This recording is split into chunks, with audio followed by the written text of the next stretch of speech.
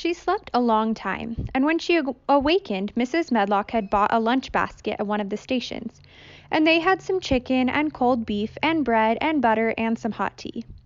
The rain seemed to be streaming down more heavily than ever, and everybody in the station wore wet and glistening waterproofs. The guard lighted the lamps in the carriage, and Mrs. Medlock cheered up very much over her tea and chicken and beef. She ate a great deal, and afterward fell asleep herself.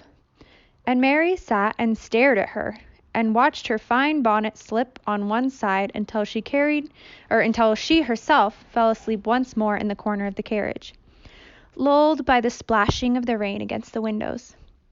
It was quite dark when she awakened again. The train had stopped at a station, and Mrs. Medlock was shaking her. "You have had a sleep," she said. "It's time to open your eyes. We're at Thwaite Station, and we've got a long drive before us." The station was a small one, and nobody but themselves seemed to be getting out of the train. The station master spoke to Mrs. Medlock in a rough, good-natured way, pronouncing his words in a queer broad fashion which Mary found out afterwards was Yorkshire. "I see thou's got back," he said, "and thou's brought thy young un with thee." "Aye, that's her," answered Mrs. Medlock, speaking with a Yorkshire accent herself, and jerking her head over her shoulder toward Mary. "How's the missus?" "Well enow. The carriage is waiting outside for thee." A brougham stood on the road before the little outside platform. Mary saw that it was a smart carriage, and that it was a smart footman who helped her in. His long waterproof coat and the waterproof covering of his hat were shining and dripping with rain, as everything was, the burly station master included. When he shut the door, mounted the box with the coachman, and they drove off, the little girl found herself seated in a comfortably cushioned corner. But she was not inclined to go to sleep again. She sat and looked out of the window, curious to see something of the road over which she was being driven to the queer place Mrs. Medlock had spoken of. She was not at all a timid child, and she was not exactly frightened, but she felt there was no knowing what might happen in a house with 100 rooms nearly all shut up, a house standing on the edge of a moor. "What is a moor?" she said suddenly to Mrs. Medlock. "Look out of the window in about 10 minutes and you'll see," the woman answered. "We've got to drive 5 miles across Missel Moor before we get to the manor. You won't see much because it's a dark night, but you can see something." Mary asked no more questions, but waited in the darkness of her corner, keeping her eyes on the window. The carriage lamps cast rays of light a little distance ahead of them, and she caught glimpses of things as they passed.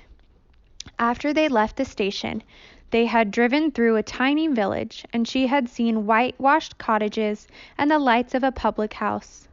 Then they had passed a church and a vicarage and a little window shop or so in the cottage, with toys and sweets and odd things set out for sale. Then they were on the high road, and she saw hedges and trees.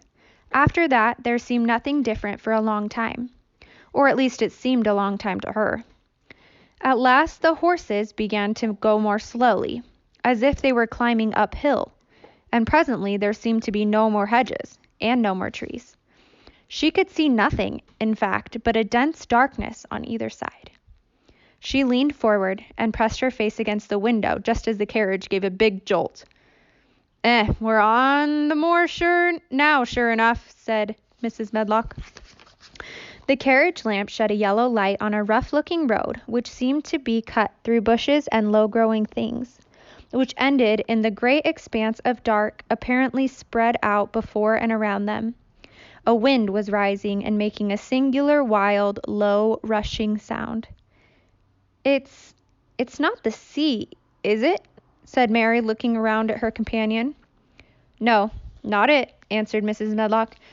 "Nor it isn't field nor mountains. It's just miles and miles of wild land that grows nothing but heather and gorse and broom, and nothing lives on but wild ponies and sheep." "I feel as if it might be the sea if there were water on it," said Mary. "It sounds like the sea just now." "That's the wind blowing through the bushes," Mrs. Medlock said. "It's a wild, dreary enough place to my mind, though there's plenty that likes it, particularly when the heather's in bloom. On and on they drove through the darkness, and though the rain stopped, the wind rushed by and whistled and made strange sounds. The road went up and down, and several times the carriage passed over a little bridge beneath which water rushed very fast, with a great deal of noise. Mary felt as if the drive would never come to an end, and that the wide, bleak moor was a wide expanse of black ocean, through which she was passing on a strip of dry land. "I don't like it," she said to herself. "I don't like it." And she pinched her thin lips more tightly together. The horses were climbing up a hilly piece of road when she first caught sight of a light. Mrs. Medlock saw it as soon as she did, and drew a long sigh of relief. "I'm glad to see that bit of light twinkling," she exclaimed. "It's the light in the lodge window. We shall get a good cup of tea after a bit, at all events." It was after a bit, as she said, for when the carriage passed through the park gates there was still 2 miles of avenue to drive through, and the trees, which nearly met overhead, made it seem as if they were driving through a long, dark vault. They drove out of the vaults into a clear space and stopped before an immensely long but low-built house, which seemed to ramble round a stone court. At first Mary thought there were no lights at all in the windows, but as she got out of the carriage, she saw that one room, in a corner upstairs, showed a dull glow. The entrance door was one made of massive, curiously shaped panels of oak studded with big iron nails and bound with great iron bars. It opened into an enormous hall, which was so dimly lighted that the faces and the portraits of the walls and the figures in the suits of armor made Mary feel that she did not want to look at them.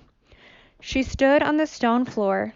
She looked a very small, odd little black figure, and she felt as small and lost and odd as she looked. A neat, thin old man stood near the manservant who opened the door for them. "You are to take her to her room," he said in a husky voice.